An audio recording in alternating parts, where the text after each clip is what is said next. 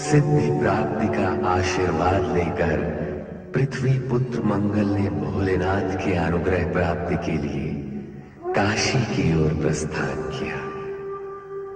पुत्र की इच्छा के वशीभूत होकर मां ने उसे काशी भेज तो दिया, किंतु उसके हृदय में चिंता और दुविधा थी। दूसरी ओर कैलाश पर शिवगण, सुयशा और नंदी भी दुविधा में थे कि मां शक्ति के अवतार के दर्शन कब होंगे। यही तो मैं कह रहा हूँ, मां शक्ति को नारी रूप धारण किए हुए अधिक समय बीत गया है, किंतु अभी तक उनके दर्शन हम नहीं कर सके हैं। पर क्यों नहीं कर सके? सुयशा, तुम मुझसे प्रश्न पूछ रही हो जो स्वयं उत्तर की खोज में है। नारायण नारायण नारायण, श्रीमन नारायण नारायण नारायण। आहा, देवऋषि आ गए। अब उत्तर भी प्राप्त हो जाएगा और भोलेनाथ भी समाधि से जागेंगे। देवऋषि पधारिए। प्रणाम ऋषिवर। प्रणाम। नहीं नंदी नहीं, मुझसे किसी उत्तर की अपेक्षा न रखना। तीनों लोग को उपाय बताते बताते और उत्तर देते देते मेरी समस्त ग्रंथियां थक गई हैं। तो देवऋषि, हमें कौन बताएगा कि शक्ति रूपी देवी के दर्शन कब होंगे? यही प्रश्न मैं भगवान भोलेनाथ को पूछने हेतु यहाँ आया हूँ। किंतु भगवान शिव तो उत्तर तब देंगे जब वे समाधि से जागेंगे। हाँ, ये दुविधा तो है। एक ही उपाय है। क्या? नंदी, इसका उत्तर मैं अन्य किसी दिन तुम्हें दे दूंगा। इस समय मुझे चिंता है लौटने की। नारायण नारायण। नहीं नहीं देवऋषि, आए हैं तो भगवान के दर्शन करके जाए। नंदी, उचित है, परंतु इस समय भगवान भोलेनाथ समाधि में हैं। नारायण नारायण। सुनिए तो देवऋषि, अगर आप समीप जाएंगे तो भगवान अवश्य समाधि से जागेंगे।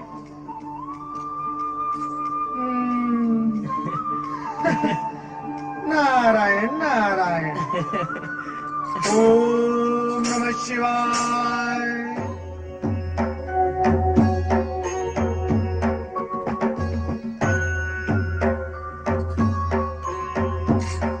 भगवान, आश्चर्य है, आप तो जाग रहे हैं।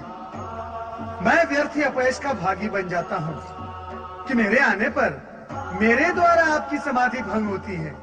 सत्य तो यही है, किंतु आज ये सत्य घटित नहीं हुआ। और हाँ, तुम्हारे प्रश्न का उत्तर देने का समय अभी आया नहीं। प्रश्न? मेरा प्रश्न? देवेश्वर, मात्र मेरा प्रश्न नहीं, हम सभी का प्रश्न है ये। इसका उत्तर आप दे ही दीजिए। शक्ति मां स्वरूपिणी देवी के दर्शन कब होंगे? नहीं नारद, अभी इस प्रश्न का उत्तर नहीं दिया जा सकता। क्यों देवेश्वर, ऐसा क्यों? इस हेतु की अन्य अनेक प्रश्न सम्मुख खड़े हैं। समय की प्रतीक्षा करना ही उचित होगा नारद।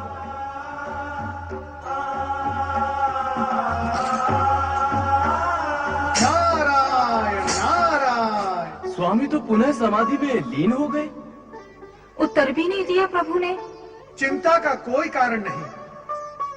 स्वामी इस समय मर्यादावश उत्तर नहीं देंगे, किंतु मेरे सम्मुख मर्यादा का ऐसा कोई बंधन नहीं है। मैं आपको उत्तर देने की स्थिति में हूं। तो बताएं देव ऋषि।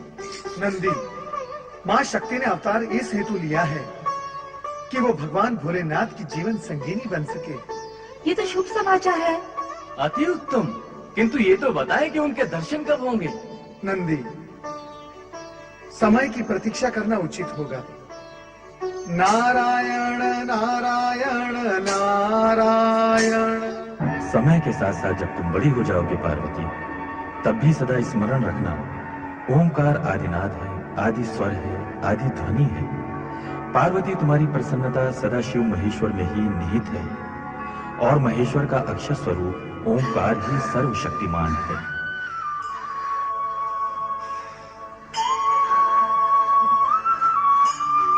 क्या हुआ पार्वती, क्या हुआ? तुम एकाएक रुक क्यों गई? कुछ तो बोलो पार्वती। ओम नमः शिवाय, ओम नमः शिवाय, ओम नमः शिवाय, ओम नमः शिवाय, ओम नमः शिवाय, ओम नमः शिवाय, ओम नमः शिवाय, ओम नमः शिवाय, ओम नमः शिवाय, ओम नमः शिवाय, ओम नमः शिवाय। मंगल, ओम पुत्र नमः मंगल। शिवाय। पुत्र, तू माँ की पुकार ओम नमः सुनेगा, शिवाय। तभी तो भगवान तेरी पुकार सुनेंगे। ओम मंगल। नमः शिवाय। माँ, तुम यहाँ भी चली आई? पर क्यों? यही कहने कि भगवान शिव सर्वव्यापी हैं। यहाँ काशी में भी उनका वास है और कैलाश में भी वे ही विद्यमान हैं। चल पुत्र, घर चल। वहाँ चलकर शिव की आराधना भी करना और अपनी उपस्थिति से मेरे मन को शांत भी करना। माँ, यदि भगवान शिव सर्वव्यापी है तो तुम भी तो सर्वविद्यमान हो। कहाँ नहीं हो तुम? ये जग तुम पर ही तो टिका हुआ है। यहाँ से मुझे ले जाने की अपेक्षा तुम भी भगवान शिव का स्मरण करो। इससे हम दोनों का कल्याण होगा। बैठो माँ, बैठो। मेरे साथ बोलो माँ। ओम नमः शिवाय, ओम नमः शिवाय, ओम नमः शिवाय, ओम नमः शिवाय, ओम नमः शिवाय, ओम नमः शिवाय, ओम नमः शिवाय। क्षेमे सती रात्रौ ग्रामांतरम न गच्छेत्। अर्थात रास्ता अच्छा होने पर भी रात हो जाने पर एक गांव से दूसरे गांव नहीं जाना है। स्वमुखात् लज्जाकरम दुखकरम अमंगलकारी न कर्तव्यम, अर्थात अपने मुख से लज्जा लगे ऐसा अन्य को दुख देने वाला अमंगलकारी वार्तालाप नहीं करना है। सप्तपदी मनुस्तृत्य बर्तुर्ग्रहे सेवा कर्तव्या, अर्थात सप्तपदी का अनुसरण कर पति के घर पर सेवा करनी है। धन्य हो पार्वती, अपने अथक परिश्रम, लगन और माता सरस्वती की असीम कृपा से तुमने सभी अपेक्षित विषयों का संपूर्ण ज्ञान प्राप्त कर लिया है। तुम्हारा बुद्धि कौशल और तर्क शक्ति देखकर मैं अति प्रसन्न हो रहा हूँ। मुझे विश्वास है कि भविष्य में तुम जीवन में साफल्य प्राप्त करोगी। नारायण नारायण। प्रसन्नता की बात है कि देवी पार्वती की शिक्षा पूर्ण हो गई। प्रणाम देवर्षि। पधारे देवर्षि, आपका पधारना सदा शुभ होता है। सदा तो नहीं मुनिवर, किंतु कभी कभी अवश्य होता है, जैसे आज देवी पार्वती की शिक्षा पूर्ण हुई। ये सब गुरुदेव की कृपा का परिणाम है। हाँ देवी हाँ, मैं कहाँ इसे अपनी कृपा का परिणाम बता रहा हूँ। गुरु की कृपा के बिना ज्ञान प्राप्त होता ही नहीं। और देवर्षि की कृपा बिना संयोग भी तो नहीं बनता। कैसा संयोग मुनिवर? वर प्राप्ति का, विवाह का संयोग। मुनिवर, आप तो दूरदर्शी हैं। केवल दूरदर्शी, किंतु आप तो त्रिकालदर्शी हैं देवर्षि।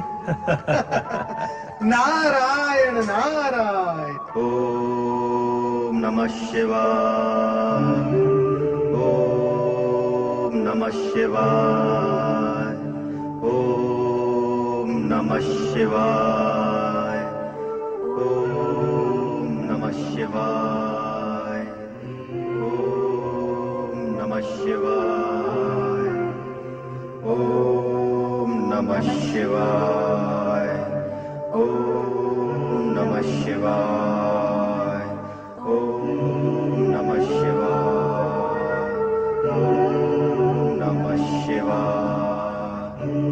ओम नमः शिवाय, ओम नमः शिवाय, ओम नमः शिवाय, ओम नमः शिवाय, ओम नमः शिवाय, ओम नमः शिवाय, ओम नमः शिवाय,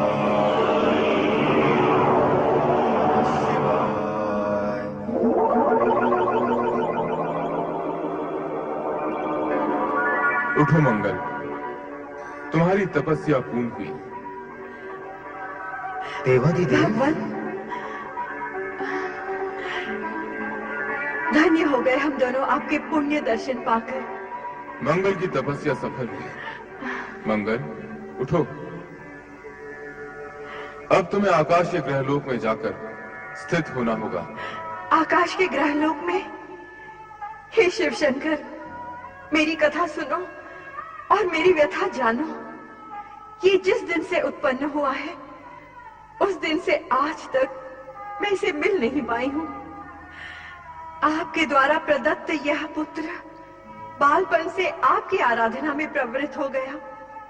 जब इसकी आयु मुझे माँ कहकर पुकारने, मेरे मन को ममत्व से आंदोलित करने, मेरे वात्सल्य प्रेम को उभारने और उसे अभिव्यक्ति करने का मार्ग देने की थी, उस दिन भी वो आपका नाम स्मरण कर रहा था और आज भी आपका जाप करता है। इसे मेरे पुत्र होने का सुख भले ही प्राप्त हुआ होगा, किंतु मुझे इसकी मां होने का सुख आज तक नहीं मिला। इसने कहा था, आपके दर्शन का लाभ होने के पश्चात यह मुझे मां का स्थान अवश्य देगा, किंतु उससे पहले तो आप इसे आकाश के ग्रह लोक में स्थान देने के इच्छुक हैं। फिर मैं क्या करूंगी? मैं कहां जाऊंगी भगवान? मेरा क्या होगा? पुत्र के होते हुए भी मैं निपुत्र रहूंगी। शांत हो जाओ धरणी, शांत हो जाओ। सत्य तो यह है कि मंगल ने ग्रह मंडल में स्थान प्राप्त करने हेतु ही मेरे श्वेत से जन्म लिया है। उसका निश्चित स्थान आकाश में स्थित ग्रह मंडल में ही है। भगवान, यदि इसके जन्म का हेतु यही था, तो आपने इसे पुत्र के रूप में मुझे प्रदान कर मेरे मन को ममत्व से क्यों जागृत किया?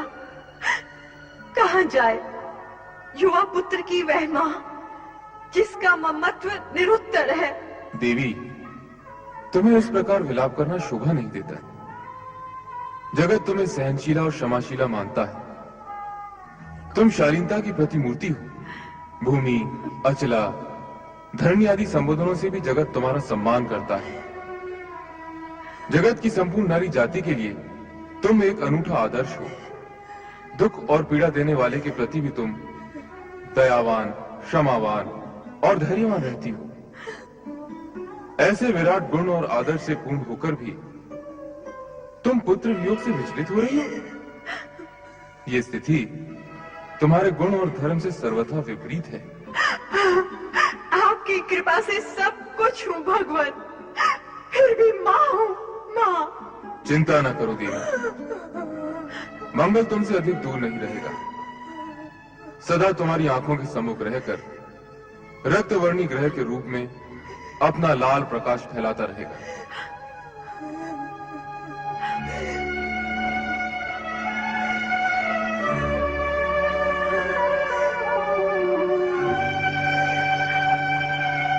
ओम नमः शिवाय।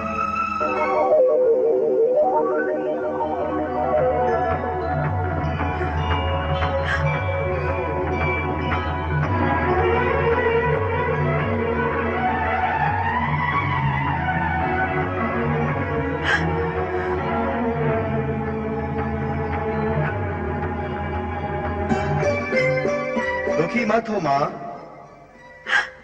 मैं सदा नन्हे बालक की भांति तुम्हारी परिक्रमा करते हुए तुम्हारे पुत्र होने का कर्तव्य निभाता रहूंगा। तुम सदा मेरी समीपता का अनुभव करोगी, उसी प्रकार जैसे मां पुत्र के सामीप्य का अनुभव करती है।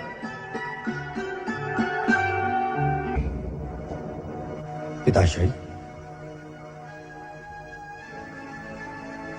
क्या बात है पिताश्री? आपके श्रीमुख पर तो चिंता की रेखाएं उभर आई हैं। पुत्र के होते यदि पिता को चिंता करनी पड़े तो ये पुत्र के लिए बहुत दुख और लज्जा की बात है। कृपया अपनी चिंता का कारण बताएं। कुछ विशेष नहीं पुत्र मेरा। संतान जब युवा हो जाए तो उसके भविष्य की व्यवस्था करने का विचार आना स्वाभाविक ही है, और ये विचार ही कभी कभी चिंता का विषय बन जाता है। किंतु पिताश्री, आपको मेरे विषय में चिंता करने की क्या आवश्यकता है? आप पर विधाता की कृपा है और मुझ पर आपका आशीर्वाद। मेरा भविष्य तो उज्जवल है ही। पुत्र जब आशा से परिपूर्ण हो तो पिता को विश्वास हो जाता है कि उसके पुत्र का भविष्य उज्जवल है। पर मेना, तुम्हारे साथ साथ हमारी एक पुत्री भी है, तुम्हारी छोटी बहन। हाँ, पार्वती। आप उसके विषय में चिंता कर रहे थे? हाँ, हम उसके लिए चिंता कर रहे थे और तुम्हारे लिए विचार। पार्वती अब बड़ी हो गई है, उसके लिए योग्य वर भी तो खोजना है। और मेरे लिए किस खोज पर विचार कर रहे थे पिताश्री? प्रजा के समर्थन पर। अर्थात तुम युवा हो गए हो मैना। कहते हैं पुत्र की ऊंचाई जब पिता के समान हो जाए तो उसका दायित्व तो बढ़ जाता है, विशेषकर राजपुत्र का। इस पर्वत प्रदेश पर राज्य शासन करते करते हम थक गए हैं और चाहते हैं कि इसकी बागडोर अब तुम संभालो। तुम युवराज हो, धर्म, नीति, परंपरा के अनुसार अब इसके शासन का उत्तरदायित्व तुम पर है पुत्र।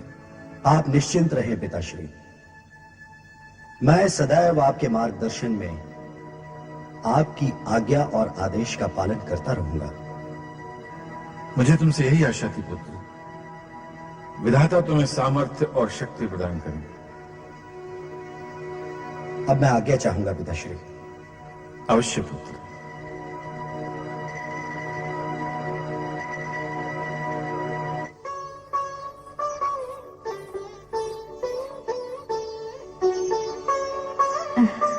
स्वामी, आप अकेले में क्या सोच सोच के मुस्कुरा रहे हैं?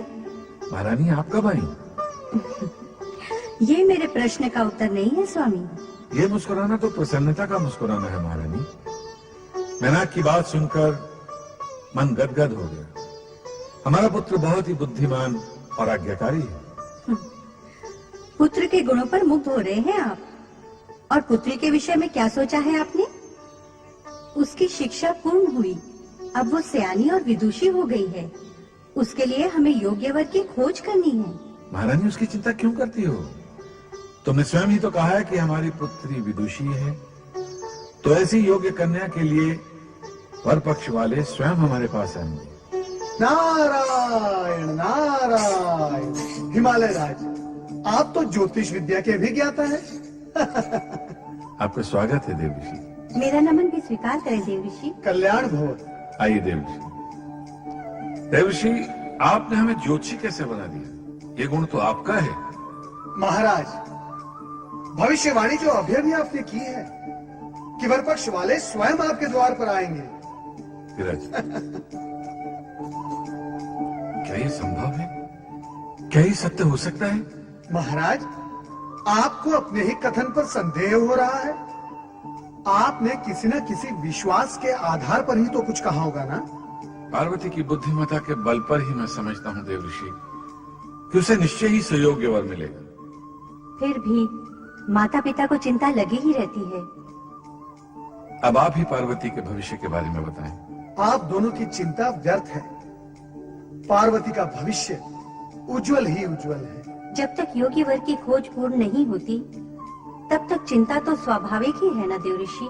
ऐसा वे ही करते हैं जिन्हें विधाता के लेख पर विश्वास नहीं होता। कन्या के भाग्य का लेख तो उसके जन्म के पूर्व ही लिख दिया जाता है। आप दोनों ये सत्य मान ही ले कि आपकी पुत्री पार्वती भाग्यशाली कन्या है। माताश्री, पिताश्री प्रणाम। सदा सुखी रहो पुत्री। देवर्षि को भी प्रणाम। देवऋषि, आपने पार्वती को आशीर्वाद नहीं दिया। हाँ हाँ, पार्वती का सुहाग सदा अमर रहे। देवऋषि, आप तो ज्ञानी और भविष्यवक्ता हैं। कृपया हमें बताएं कि हमारी पार्वती का वर कौन होगा? कौन होगा? ये प्रश्न तो बालकों जैसा है, जिसका उत्तर देना संभव नहीं, क्योंकि समय से पहले सत्य का उद्घाटन करना केवल विधाता के ही हाथ में है। देवऋषि, आप दीर्घादर्शी हैं। हमारी पुत्री की हस्तरेखाएं देखकर ये तो बताएं कि उसका वर कैसा होगा। कैसा होगा, ये एक जिज्ञासु प्रश्न है। उसके लिए उत्तर की अनेक संभावनाएं हैं। आप वही बताइए देवऋषि।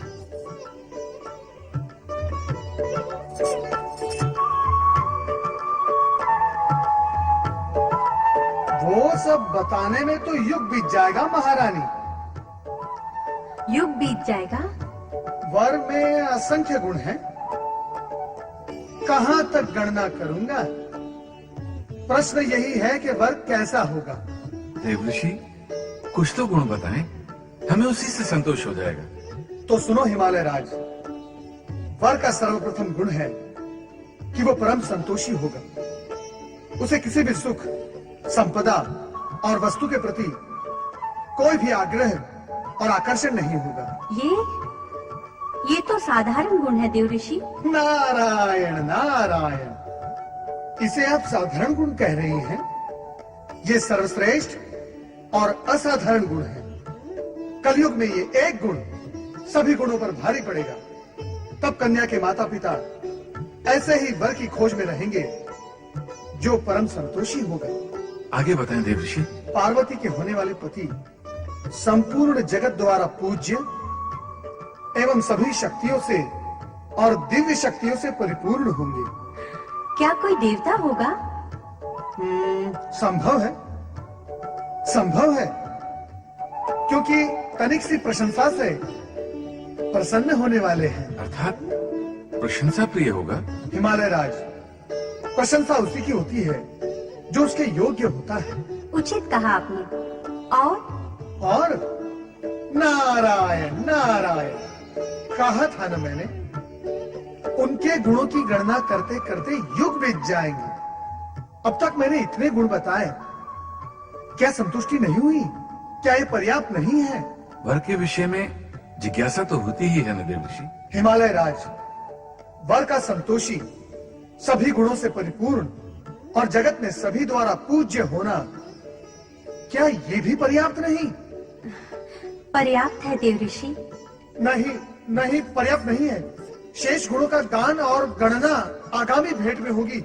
नारद अब विदा लेता है। नारायण नारायण। स्वामी, सुना आपने? हमारी पुत्री पार्वती भाग्यशाली है, उसे ऐसे सुयोग्य वर की प्राप्ति होगी। हमारी पुत्री है भी तो गुणों का भंडार महारानी।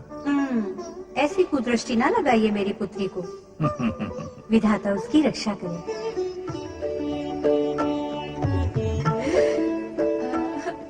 पार्वती, अब कुछ बोल ना, गूंगी बनी क्यों खड़ी है? अरे जया, कैसी निर्बुद्धि है तू?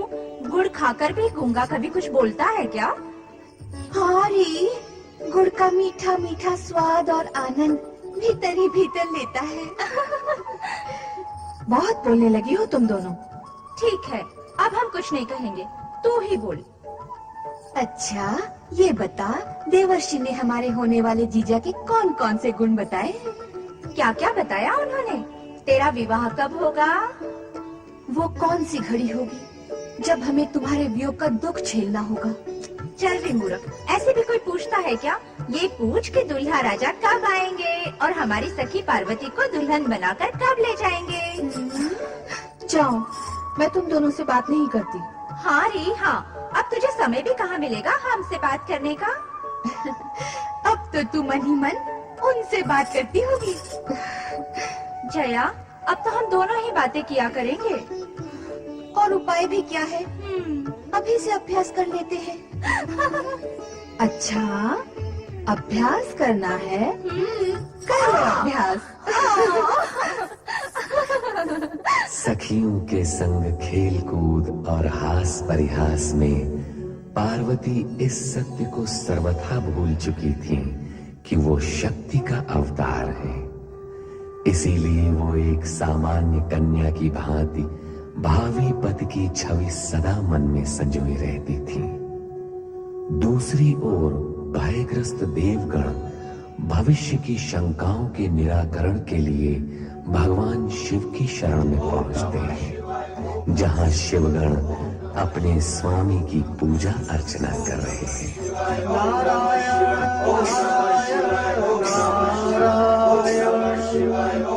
श्रीमन नारायण नारायण ओम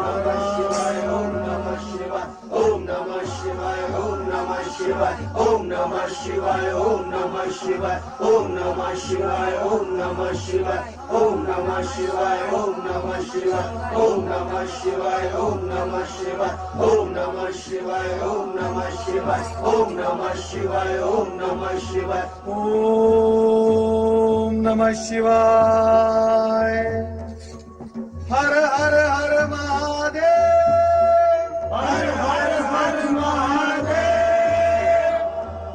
हर हर हर महादेव, हर हर हर महादेव, हर हर हर महादेव, हर हर हर महादेव। भूत भावन भगवान शिव शंकर की जय। आओ नारद, अपने आने का प्रयोजन कहो।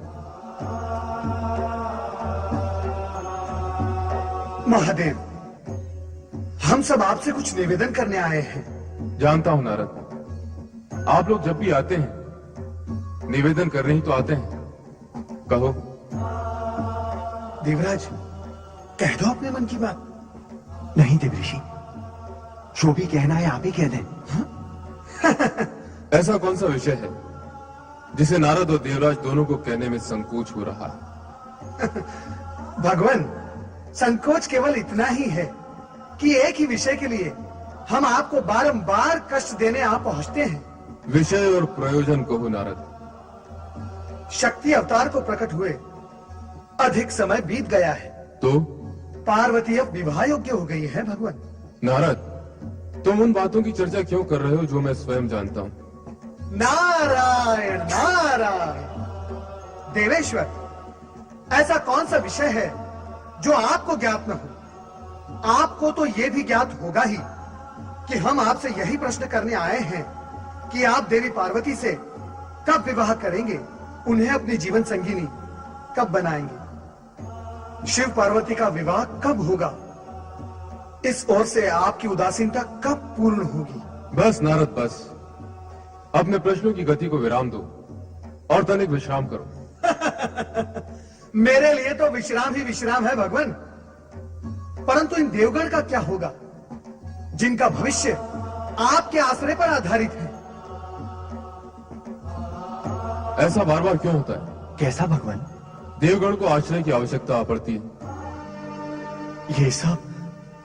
ये सब प्रतिकूल परिस्थितियों का परिणाम है देवादिदेव। केवल प्रतिकूल परिस्थिति, प्रतिकूल आचरण नहीं। महादेव, प्रतिकूल परिस्थितियां अथवा आचरण जो भी था, उसका परिणाम तो इन लोगों ने भोगा ही है भगवान। किंतु अब कष्ट से मुक्ति का विचार करना है। मात्र विचार करने से कार्य नहीं होता नारद, हर कार्य का नियत समय होता है। उस समय का समय कब आएगा भगवान, ये बता दे तो उचित होगा। नारायण नारायण। इस समय इस प्रश्न का उत्तर देना आवश्यक नहीं। तो हम पुनः कब आए देवादिदेव? उसकी क्या आवश्यकता है? अनावश्यक प्रश्नों का हल पूछने हेतु आप बार बार यहाँ आते हैं और हमारा ध्यान भंग करते हैं, बार बार हमारी समाधि में विघ्न डालते हैं। जो घटित होने वाला है वो समय आने पर अवश्य घटित होगा, कोई भी शक्ति उसे रोक नहीं सकती। आप सभी का उद्विग्न होना व्यर्थ है। धैर्यपूर्वक समय की प्रतीक्षा करें। किंतु भगवान। नारद, तुम्हारे इस किंतु परंतु का तो कोई अंत ही नहीं। तुम देवगण को धैर्य धारण करने में सहयोग दो।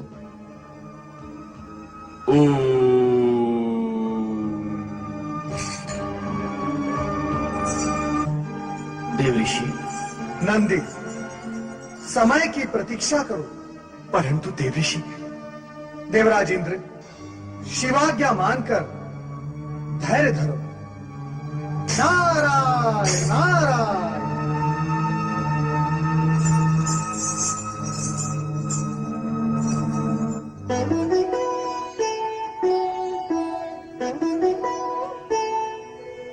प्रणाम गुरुवर। अखंड सौभाग्यवती भव। कहो मैना रानी, यहाँ किसकी प्रतीक्षा में खड़ी हो? गुरुवर, मैं आप ही की प्रतीक्षा कर रही थी। विराजिए। मेरी? जी। भला क्यों? देवऋषि नारद ने पार्वती के विषय में भविष्यवाणी की है, अर्थात उसके भावी पति के विषय में। परंतु उन्होंने स्पष्ट कुछ भी नहीं बताया, केवल वर के गुण और लक्षण बताए हैं। मेरे मन में जिज्ञासा बलवती हो रही है कि ऐसे गुण और लक्षण वाला कौन हो सकता है।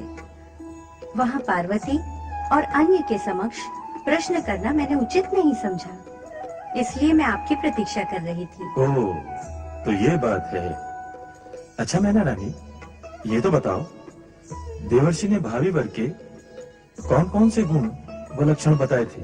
उन्होंने कहा था वो परम संतोषी होगा, संपूर्ण जगत द्वारा पूज्य और दिव्य शक्तियों से परिपूर्ण होगा, वो तनिक सी प्रशंसा से प्रसन्न होने वाला होगा, और ये भी कहा था। बस मैना रानी बस, इस जगत में ऐसे गुणों व लक्षणों वाला अन्य कोई भी नहीं है। ये सारे लक्षण तो भगवान शिव जी के ही हैं। भोलेनाथ शिवशंकर। देवर्षि नारद की भविष्यवाणी सत्य ही होगी, कारण कि पार्वती का पति भगवान शिव शंकर के अतिरिक्त अन्य कोई हो ही नहीं सकता। ये शिव और शक्ति का मिलन होगा, और जो होगा शुभ ही होगा।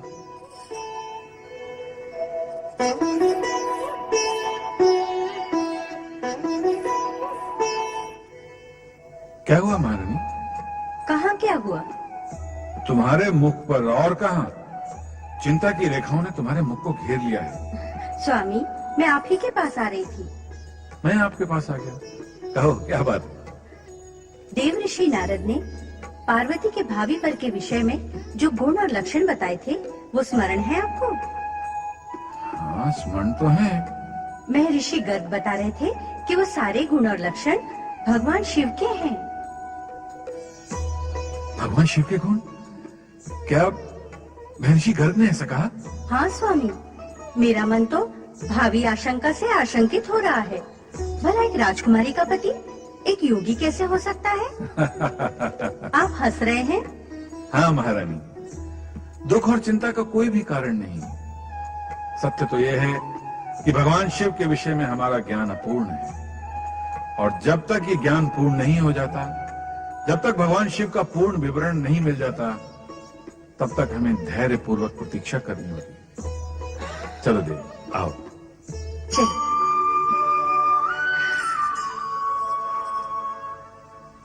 ओह, तो ये बात है, चुपके चुपके उनकी चर्चा सुनी जा रही है।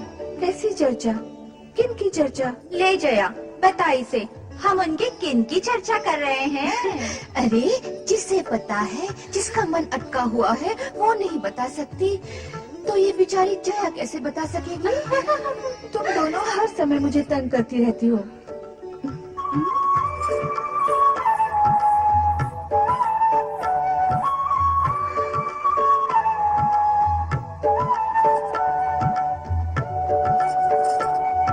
देख नहीं सकी, पार्वती को हर समय तंग करना भला नहीं है। ठीक है, भविष्य में हम हर समय नहीं, कभी कभी तंग करेंगे, क्यों? ठीक है ना? फिर वही। अरे क्या फिर वही? भीतर मन में तो लड्डू फूट रहे हैं और ऊपर से स्वांग नच रही हो। सखियों से मन की बात छिपाना अच्छी बात है क्या? बोलना अच्छी बात है क्या? नहीं। तो फिर बताना क्या मन की बात? क्या बात? फिर लगी स्वांग करने। देखो, हम उनकी बात कर रहे हैं जो भविष्य में बारात लेकर आएंगे और तुम्हें यहाँ से ले जाएंगे। वो कैसा सुखद क्षण होगा जब मुझे ले जाने के लिए मेरे आराध्य भोलेनाथ आएंगे। मैं उस क्षण की, वो अपने आराध्य भोलेनाथ की प्रतीक्षा करूंगी। आपने मुझे बुलाया भगवान? हाँ नंदी। आज्ञा करें प्रभु। नंदी, यहाँ कैलाश पर हम एक भाव से समाधि में नहीं बैठ सकते। क्यों? क्यों भगवान? देखते नहीं, कभी नारद तो कभी इंद्र और देवगण आकर हमारी समाधि में विघ्न डालते रहते हैं। वे तो आपकी कृपा प्राप्ति के हेतु आते हैं भगवान। नंदी, जो कृपा के योग्य होते हैं, उन्हें हमारे पास आने की आवश्यकता नहीं, हम स्वयं उनके पास पहुंच जाते हैं। रहे नारद, वे यहाँ कृपा प्राप्ति हेतु नहीं, कृपा दिलवाने हेतु आते हैं। प्रभु, सभी आपकी महिमा का गान करते हैं। किंतु नंदी, यदि हम ध्यान नहीं लगाएंगे तो कृपा और महिमा का अर्थ समाप्त हो जाएगा। आज्ञा करें प्रभु, क्या करना है? हमने कैलाश त्यागने का निश्चय कर लिया है। कैलाश का त्याग? किंतु भगवान, आपके बिना मैं कैसे रह सकूंगा? चिंता न करो नंदी, तुम भी हमारे साथ चलोगे। जो आज्ञा भगवान। ध्यान रहे कि मेरे साथ केवल तुम आ रहे हो, अन्य कोई गण नहीं। और कोई भी नहीं आएगा साथ में? आना क्या, किसी को इस बात की सूचना भी नहीं होगी कि हम कहाँ गए हैं और कहाँ प्रवास कर रहे हैं। कब चलना है भोलेनाथ? अभी, इसी समय। आओ।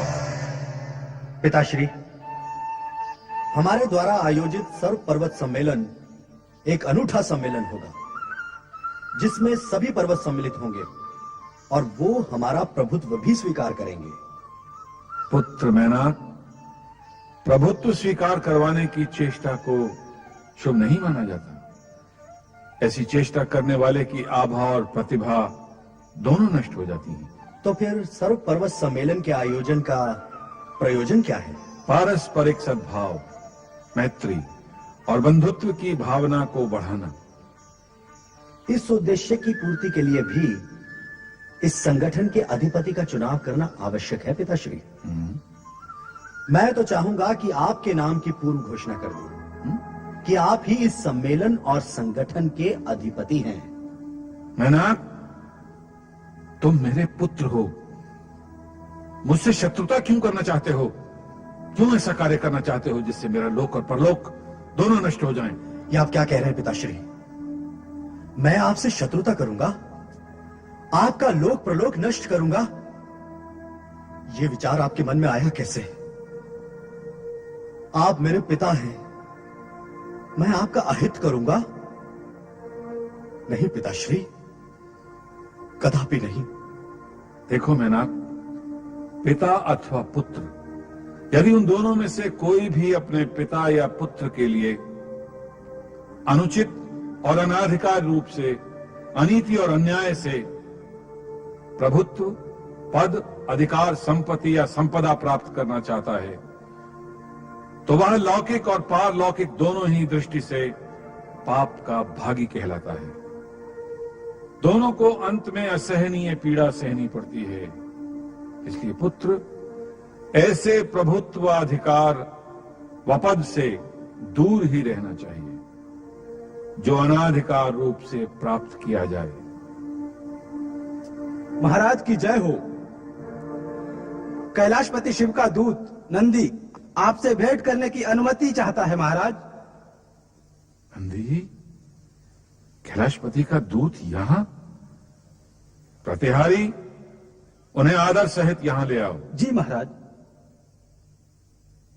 कैलाशपति शिव का दूत हमारे यहां किस प्रयोजन से आया है?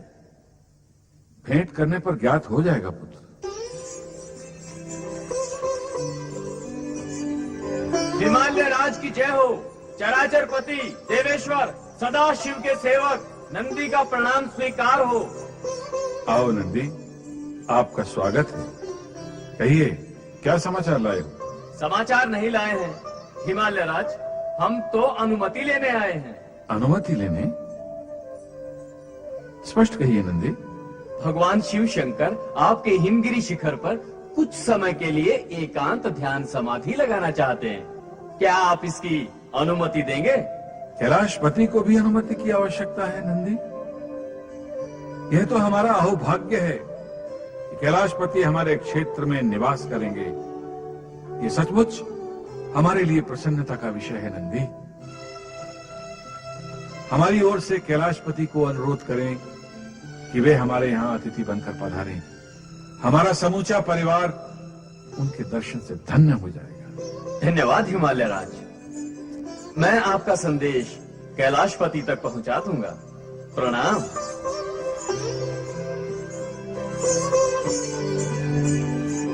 पिताश्री, शिवजी को कैलाश पर्वत त्याग कर हमारे क्षेत्र में आने की आवश्यकता क्यों आन पड़ी?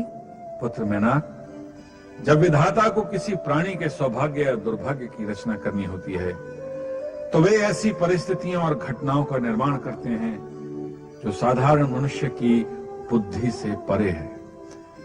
किंतु कैलाशपति का हमारे क्षेत्र में पदार्पण निश्चय ही सौभाग्यपूर्ण होगा। कैलाशपति द्वारा किसी का आतिथ्य स्वीकार करना केवल सौभाग्य का ही नहीं, अपितु प्राणी के लिए गौरव का विषय भी है। भोलेनाथ के कैलाश से प्रस्थान करने पर और ब्रह्मलोक से ब्रह्मा जी के अदृश्य हो जाने से शिवगण तथा देवगण दोनों ही अनिश्चितता की स्थिति में थे तथा सृष्टि की व्यवस्था में भी बाधा उपस्थित होने लगी थी। किंतु देवर्षि नारद इस रहस्य से पूर्ण परिचित थे कि शिव और ब्रह्मा ने अपना अपना स्थान क्यों त्यागा और वे कहां स्थिर हैं। नारायण नारायण नारायण श्रीमन्नारायण नारायण नारायण नारायण नारायण नारायण। नारद, तुम फिर यहाँ आ गए। मैं ब्रह्मलोक से ये विचार करके यहाँ आया था कि यहाँ एकांत मिलेगा, किंतु तुम यहाँ भी मिलने चले आते हो। लगता है अब मुझे कहीं और स्थान ग्रहण करना पड़ेगा। परमपिता, यदि मैं यहाँ तक पहुँच सकता हूँ तो मैं वहाँ भी अवश्य पहुँच सकता हूँ जहाँ आप जाएंगे। ये सब आप ही की कृपा का फल है। नारायण नारायण। अच्छा, अब कहो किस प्रयोजन से आए? परमपिता, प्रयोजन नया नहीं। देवताओं को स्वर्ग से हटाकर तारकासुर उन पर अत्याचार करता ही जा रहा है, करता ही जा रहा है। देवताओं की दुर्दशा आप देखी नहीं जाती। आपका वरदान पाकर तारकासुर अत्यंत उद्दंड और उच्छृंखल हो गया है। नारद, देवताओं की दुर्दशा का ज्ञान मुझे है। स्वयं देवराज इंद्र एवं देवगण कुछ समय पूर्व ब्रह्मलोक में आए थे। वे तारकासुर को स्वर्ग से हटाकर वहां पुनः स्थापित होने के लिए विकल हैं। लेकिन केवल इच्छा और विकलता से ही कार्य सिद्ध नहीं होता। तो कार्य सिद्धि के लिए क्या करना होता है परमपिता? उद्देश्य की पवित्रता ही कार्य सिद्धि का मेरुदंड है नारद। देवराज इंद्र तो स्वर्ग का सिंहासन प्राप्त होते ही भोग और ऐश्वर्य में लिप्त होकर दैत्य एवं उद्देश्य दोनों भूल जाते हैं। सो तो तारकासुर भी भूला हुआ है, किंतु वो अब तक स्वर्ग के सिंहासन पर विराजमान है।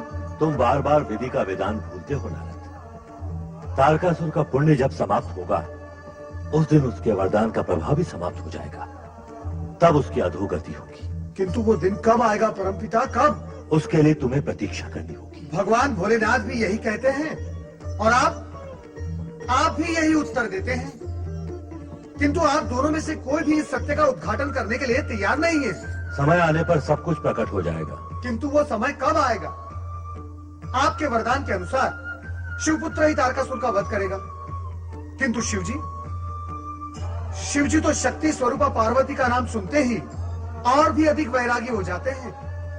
अब तो कैलाश छोड़कर और कहीं चले गए हैं। और कहीं चले गए हैं? तो क्या उनका कैलाश से जाना शुभ और कल्याणकारी हुआ? ऐसा ही लगता है। किंतु वो गए कहाँ परमपिता? क्यों, क्या तुम भी वहां जाना चाहते थे? नहीं नारद, ये उचित नहीं होगा। भोलेनाथ ने कैलाश को ध्यान समाधि के लिए कुछ समय के लिए त्याग दिया है, इसलिए तुम्हारा वहां जाना उचित नहीं होगा। इस समय केवल इतना कह सकता हूं कि यदि तुम देवराज व देवगणों का हित चाहते हो तो कुछ समय के लिए भोलेनाथ को एकांतवास करने दो। इसी में सबका कल्याण है। महारानी मैना, क्या सोच रही हो? आजकल तुम सोचने बहुत लगी हो। जब पुत्री युवा और विवाह योग्य हो जाती है ना, तो माता भी सोचने लगती है। केवल माता? कहो माता पिता सोचने लगते हैं। चलो हिमगिरी चलें और कैलाशपति के दर्शन करके आए। चलिए। किंतु स्मरण रहे, नंदीश्वर कैलाशपति का संदेश दे गए हैं कि वो एकांत की खोज में हिमगिरी के शिखर पर आए हैं, इसलिए कोई भी उनकी ध्यान समाधि में बाधा न डाले। पैनाक, हम बाधा डालने नहीं जा रहे हैं पुत्र, हम तो दर्शनों के लिए जा रहे हैं। एक ही बात है पिताश्री, आपका वहां जाना आपके लिए तो दर्शन है, किंतु उनके लिए विघ्न है। मैनाक, तुम भूल रहे हो, कैलाशपति हमारे अतिथि हैं। उनकी सुख सुविधा का ध्यान रखना हमारा परम कर्तव्य है। सत्य तो यह है कि हम उन्हें अपनी सेवाएं अर्पित करने जा रहे हैं, और इसे दर्शन कहना मातृभाषा की उत्कृष्टता है। मैं तो कहूंगा तुम भी हमारे साथ चलो और पार्वती को भी यहीं बुला लो। हाँ पुत्र।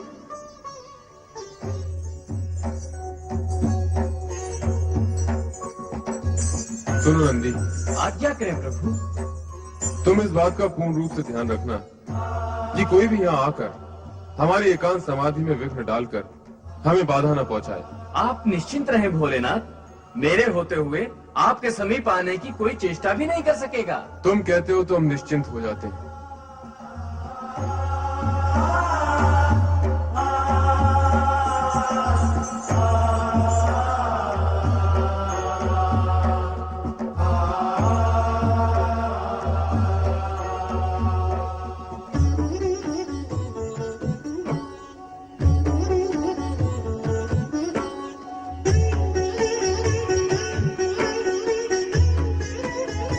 नंदी,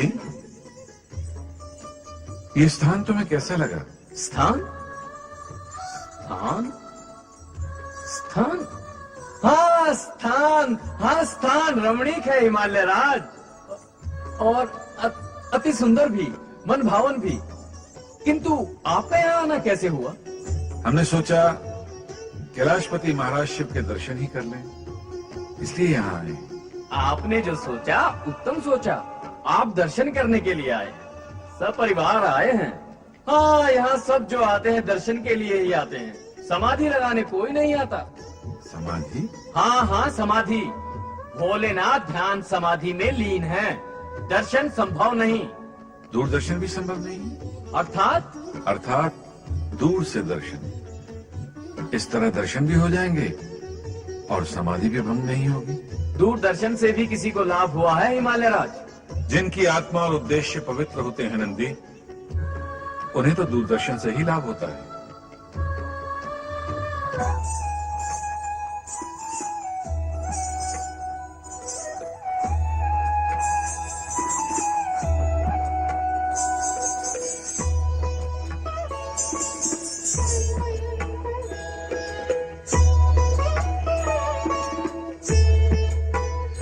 अब दूरी से क्यों, समीप से दर्शन होंगे। आओ देवी, चलिए। आओ पुत्र। भोलेनाथ, भोलेनाथ, हिमालय राज आए हैं। देवाधिदेव कैलाशपति भगवान शिव शंकर की जय।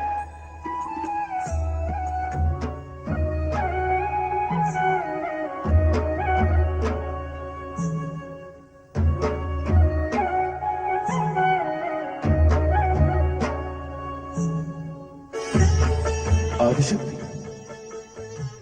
नहीं, सर्वथा नहीं, कदापि नहीं। इस समय हम मोह माया से सर्वथा विमुक्त। तुम्हारे वियोग के पश्चात वैराग्य हमारे संपूर्ण अस्तित्व का एक भाग, एक अंग बन गया है।